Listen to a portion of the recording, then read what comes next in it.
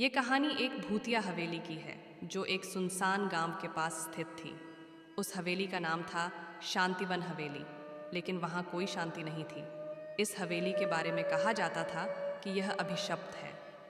शुरुआत गांव में रहने वाला एक युवक अर्जुन बहुत साहसी और जिज्ञासु था। उसने कई बार हवेली के बारे में डरावनी कहानियाँ सुनी थीं। लोग कहते थे कि रात को वहाँ से अजीब अजीब आवाज़ें आती हैं, खिड़कियाँ अपने आप खुलती और बंद होती हैं, और कभी कभी किसी स्त्री की रोने की आवाज़ें भी सुनाई देती हैं। अर्जुन ने इन कहानियों को झूठ समझा और एक दिन यह तय किया कि वह खुद हवेली में जाकर देखेगा। हवेली में प्रवेश चांदनी रात थी और अर्जुन ने अपने हाथ में एक टॉर्च और बैग में कुछ ज़रूरी सामान लेकर हवेली की ओर कदम बढ़ाए। जैसे ही वह हवेली के पास पहुंचा, उसे अजीब सी ठंडक महसूस हुई।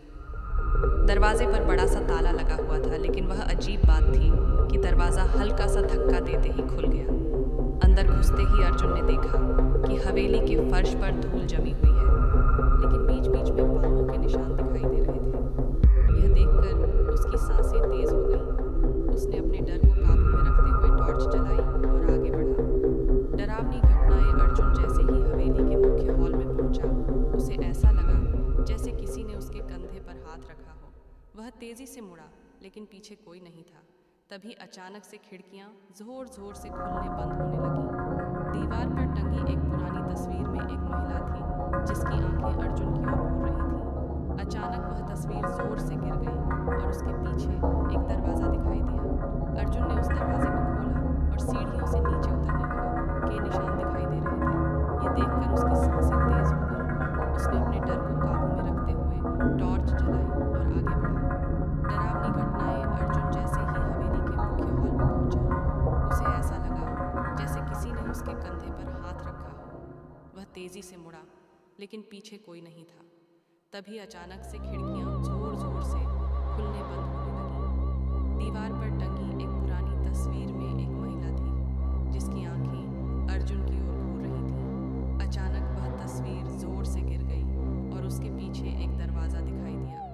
अर्जुन ने उस दरवाजे को खोला और सीढ़ियों से नीचे उतरने लगा। भूत का रहस्य नीचे एक छोटा सा कमरा था।